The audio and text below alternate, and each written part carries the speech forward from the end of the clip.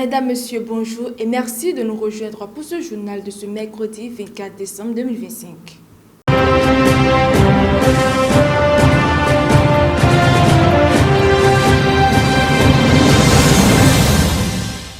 Nous démarrons ce journal en Afrique avec le Nigeria où les États-Unis intensifient leur vol de surveillance. Selon une enquête de l'agence Reuters, les États-Unis mènent depuis plusieurs semaines des vols réguliers de surveillance au-dessus du Nigeria. Un avion militaire américain décolle presque quotidiennement d'Accra au Ghana pour survoler le territoire nigérien avant de revenir à sa base. Des responsables américains confirment qu'il s'agisse de missions de collecte de renseignements, notamment contre les groupes djihadistes Boko Haram et l'État islamique en Afrique de l'Ouest. Ces opérations s'inscrivent dans un contexte de coopération sécuritaire renforcée après des déclarations du président Donald Trump menaçant le Nigeria d'une intervention militaire pour protéger les populations chrétiennes.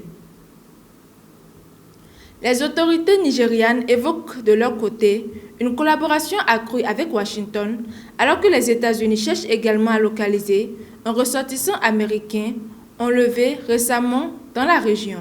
Au Mali, les chefs d'État de l'AES harmonisent leur position. Les dirigeants du Mali, du Burkina Faso et du Niger se sont réunis pendant 48 heures à Bamako pour le deuxième sommet de l'Alliance des États du Sahel, l'AES.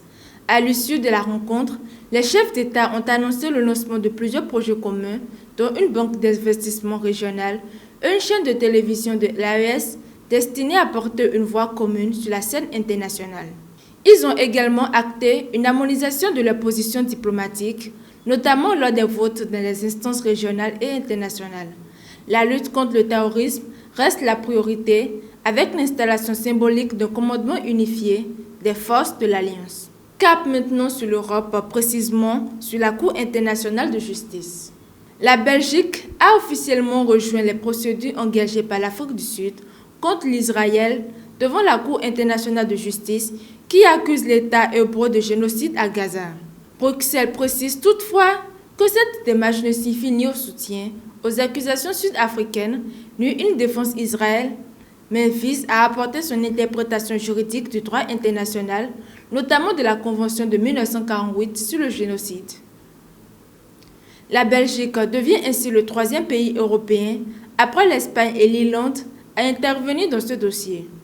Une procédure rejetée par Israël qui conteste fermement toute accusation de la génocide. Et pour finir aux États-Unis avec l'affaire Epstein, Donald Trump sous pression. L'affaire Jeffrey Epstein continue d'ébranler la vie politique américaine. Le département de la justice a publié 11 000 nouveaux documents dans lesquels le nom de Donald Trump apparaît à de nombreuses reprises. Parmi les éléments relevés, un courriel de 2020 évoque plusieurs voyages de Donald Trump à bord du jet privé d'Epstein dans les années 1990. Une lettre controversée attribuée à Epstein mentionne également le président américain, bien que la justice affirme qu'il s'agit d'un faux. Donald Trump, qui n'a jamais été inculpé dans cette affaire, n'a pas réagi directement à ces révélations. Mais la pression politique s'accentue, y compris au sein de son propre camp, alors que les démocrates réclament des explications sur la nature de ces liens avec l'ancien financier. C'est la fin de ce journal de ce mercredi 24 décembre 2025. Merci de nous avoir suivis.